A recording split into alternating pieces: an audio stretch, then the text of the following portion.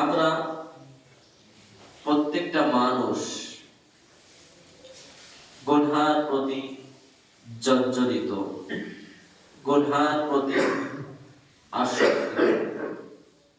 আদম সন্তান যেখানে যেতে নিষেধ করা হয়, আদম সন্তান সেখানে যেতে বেশি ভালোবাসে।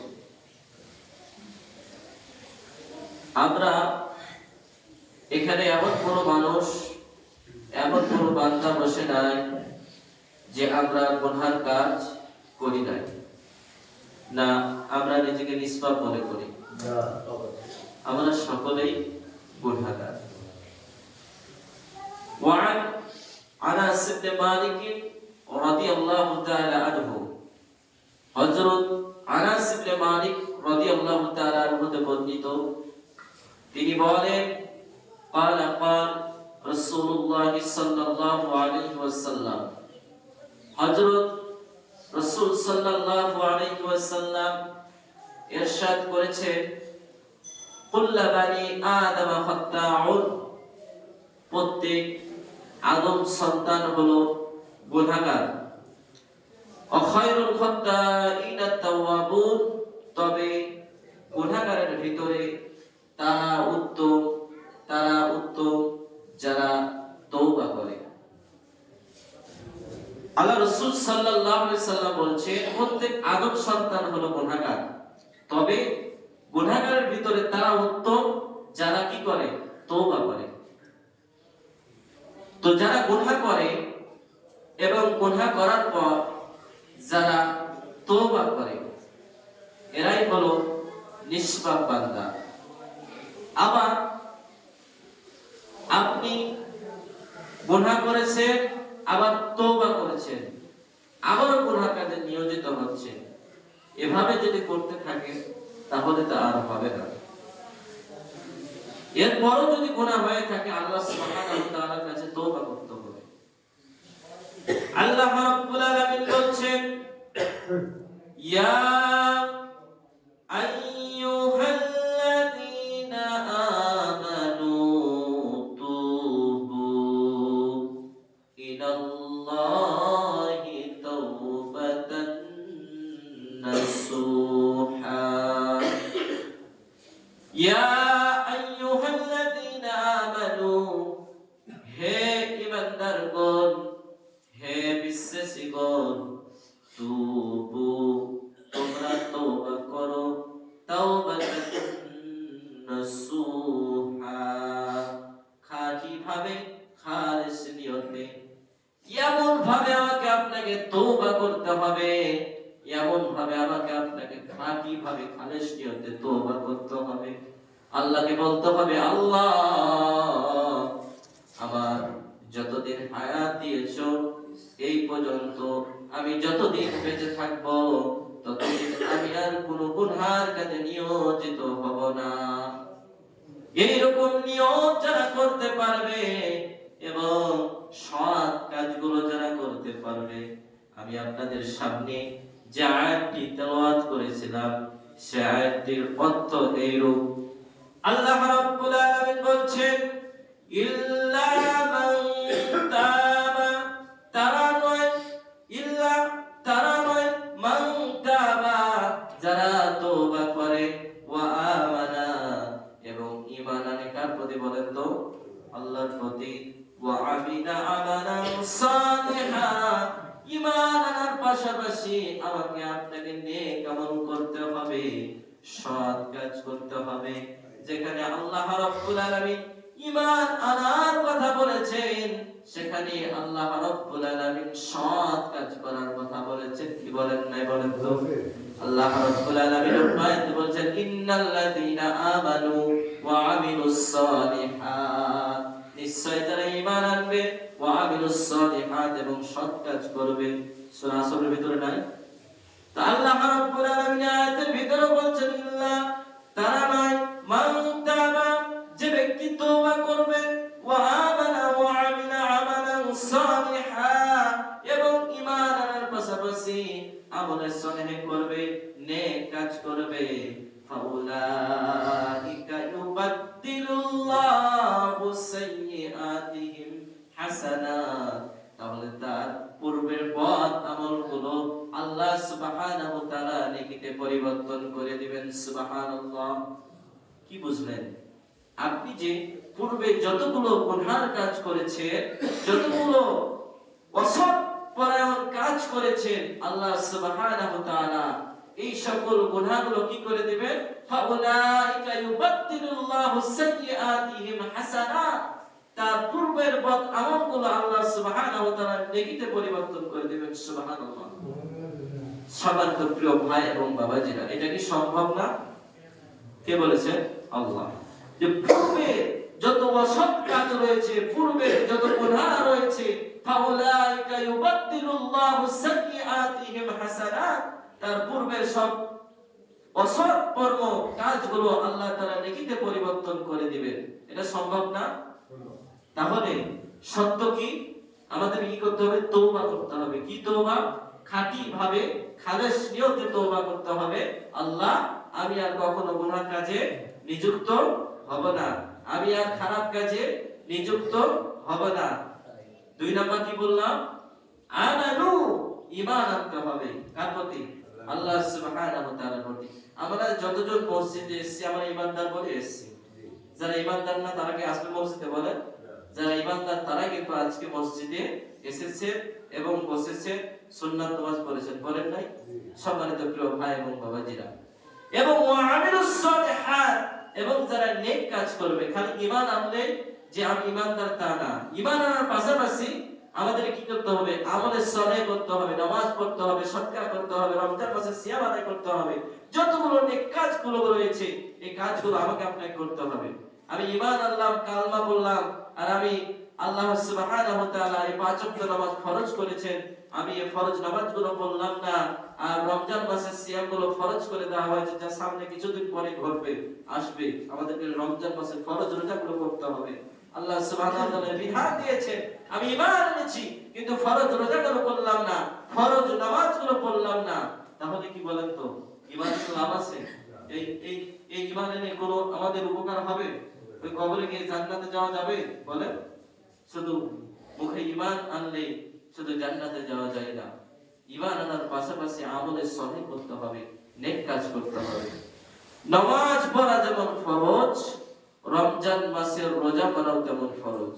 আল্লাহ সুবহানাহু ওয়া তাআলা একবার বলেছেন রমজান মাসের কি করা? রোজা করার কথা। ইয়া আইয়ুহাল্লাযীনা আমানু কুতিবা আলাইকুমুস সিয়াম কামা কুতিবা আলাল্লাযীনা মিন ক্বাবলিকুম লাআল্লাকুম তাত্তাকুন। এই কথাটা আল্লাহ সুবহানাহু ওয়া তাআলা কোরআনুল কারীমে একবার বলেন। তো এই একবার বলার কারণে আমরা কত গুরুত্ব, কত তাগাদা দিয়েছি। আমরা প্রত্যেকে ফরজ রোজাগুলো করি নাই? এমনকি ছোট ছোট বাচ্চারা যারা 10 বছর 12 বছর, এরাও উৎফুল্ল ভাবে তারাও এই সিয়ামগুলো বাবা-মার দেখে করে না? তাহলে আল্লাহ সুবহানাহু ওয়া তাআলা একবার কথাটি বললো, আর আল্লাহ সুবহানাহু ওয়া তাআলা বলেছেন আকিমুস সালাত। এই কোরআনুল কারীম 82-83 জায়গায় এই আয়াতটি বলেছেন, আকিমুস সালাত, তোমরা নামাজ কায়েম করো। কিন্তু দুর্ভাগ্যজনক আমরা 5 ওয়াক্ত নামাজ পড়ি না। আমরা জানি 5 ওয়াক্ত নামাজ পড়া ফরজ, কিন্তু আমরা দুর্ভাগ্যবশত এই 5 ওয়াক্ত ফরজ নামাজ পড়ি না। এই মসজিদটা কি জন্য তৈরি করা হয়েছে বলেন তো? ইবাদতের জন্য আর নামাজ পড়ার জন্য। তাহলে এই মসজিদটা আমরা ইবাদত করার জন্য তৈরি করলাম। যদি এই মসজিদে ইবাদত না করি, এই মসজিদটা যদি কিয়ামতের দিনে সাক্ষী দেয়, আল্লাহ আপনার ঘর এই মির্জাপুরবাসী তৈরি করেছিল, কিন্তু তারা নামাজ পড়তো না। বলেন তো, আমার আপনার জন্য এটা যদি সাফায়াত না করে বিরুদ্ধে সাক্ষী দেয়, লাভ হবে? আমি নামাজ পড়ছি, আমার স্ত্রী নামাজ পড়ে না, লাভ হবে? আপনার স্ত্রী তো আপনাকে জাহান্নামে নিয়ে যাওয়ার জন্য যথেষ্ট। আমি নামাজ পড়ছি, আমার সন্তান নামাজ পড়ে না, লাভ হবে? তাহলে তো আমার সন্তানই আমাকে জাহান্নামে নিয়ে যাওয়ার জন্য যথেষ্ট। বলতে পারেন হুজুর, আমি নামাজ পড়ছি, আমার সন্তান পড়ুক কিংবা না পড়ুক, তার হিসাব সেই দিবে। 8 বছর বয়স ছিল তখন আপনার দায়িত্ব ছিল আপনার সন্তানকে নিয়ে এসে নামাজ পড়ার। আপনি কি দায়িত্ব পালন করেছেন? আপনি যদি দায়িত্ব পালন না করে থাকেন, তাহলে এর জন্য আপনি দায়বদ্ধ থেকে যাবেন। কারণ শিশুকে ছোট থেকে যা শিক্ষা দিবে, সে বড় হয়ে সেই চরিত্রবান হয়ে উঠবে না? আপনার সন্তানকে, আপনার শিশু সন্তানের সামনে আপনি সিগারেট খাচ্ছেন, দোকানে নিয়ে যাচ্ছে, বসে আছে আপনার সন্তান, আপনার সন্তানের পাশে আপনি সিগারেট খাচ্ছেন। আহারে বাপজান, ওই সন্তানটা তো দেখে শিখবে যে আমার বাবা সিগারেট খায়, কত ছোট থেকে অভ্যাস হয়ে গেল।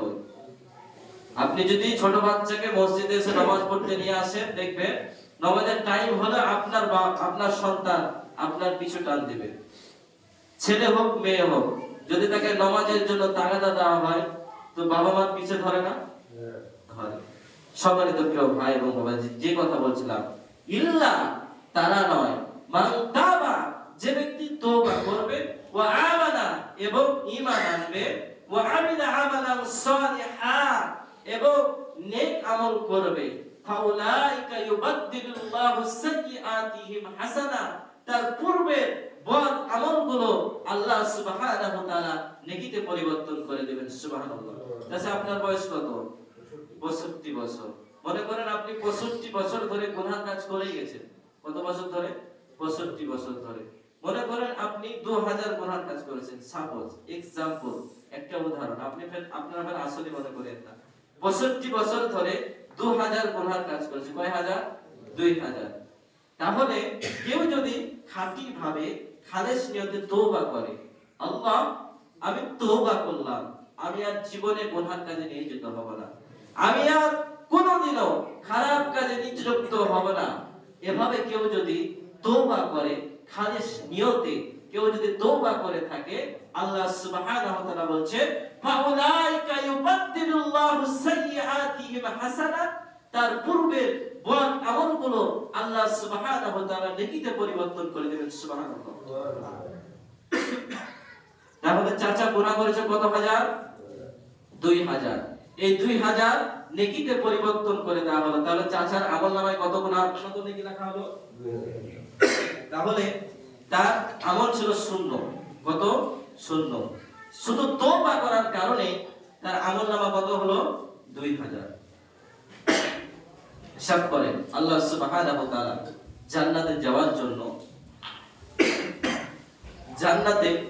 জন্য কত মানুষকে, কত বান্দাকে সহজ করে দিয়েছে, কিন্তু আমরা এই আমলগুলো করি না।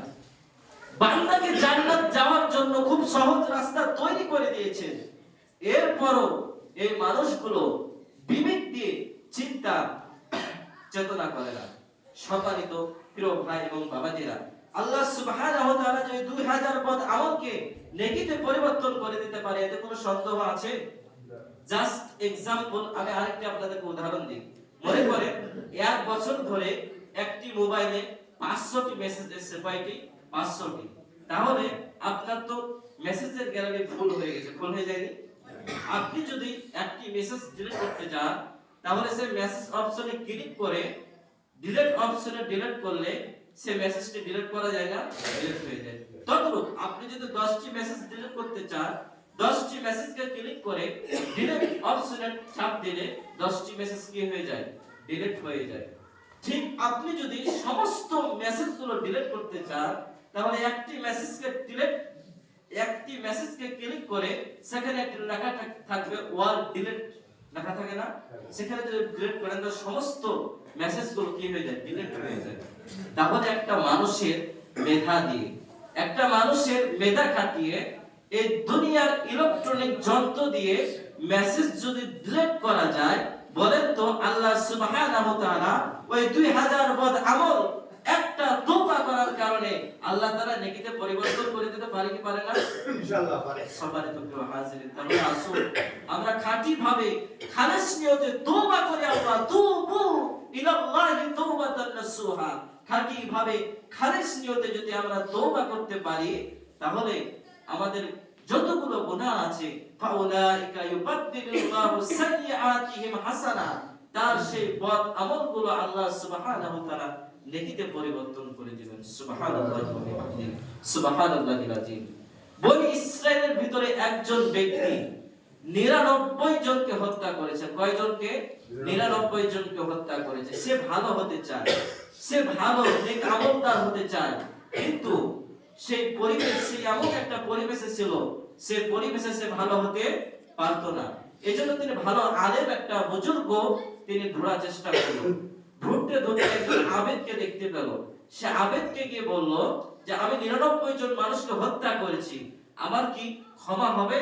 আমি কি মাফ পাবো? সে ব্যক্তি বলল, আরে আপনি 99 জন মানুষকে হত্যা করেছেন, মানুষ হত্যা করা তো মহাপাপ, আপনি ক্ষমা পাবেন না।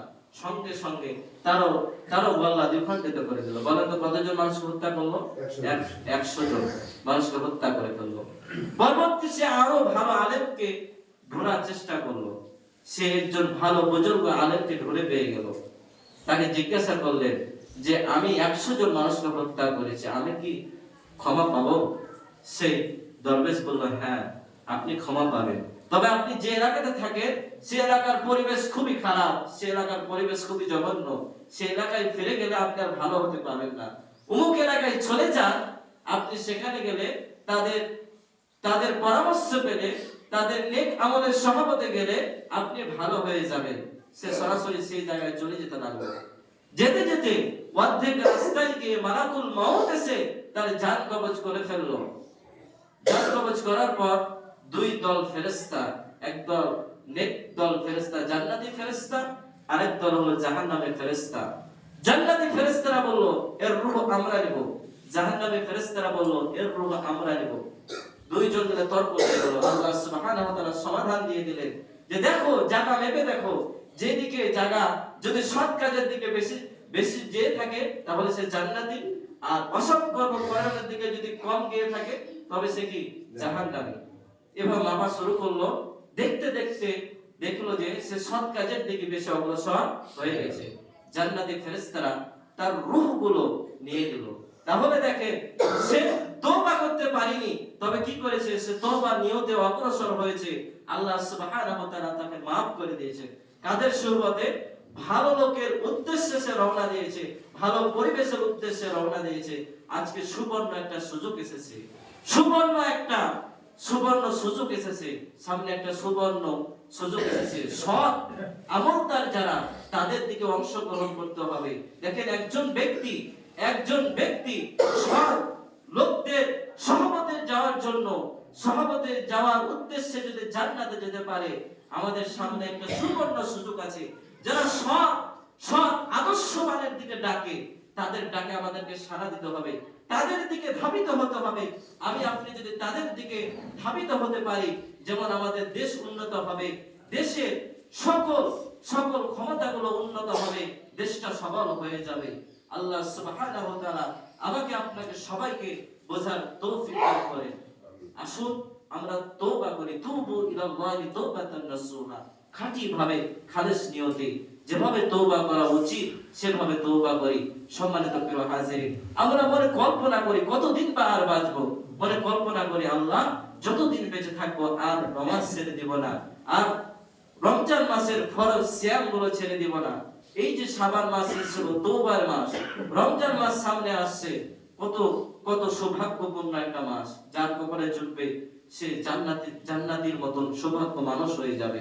আল্লাহ সুবহানাহু ওয়া তাআলা আমাদের রমজান পর্যন্ত হায়াতে তয়্যিবা দান করুন, বলেন আমিন।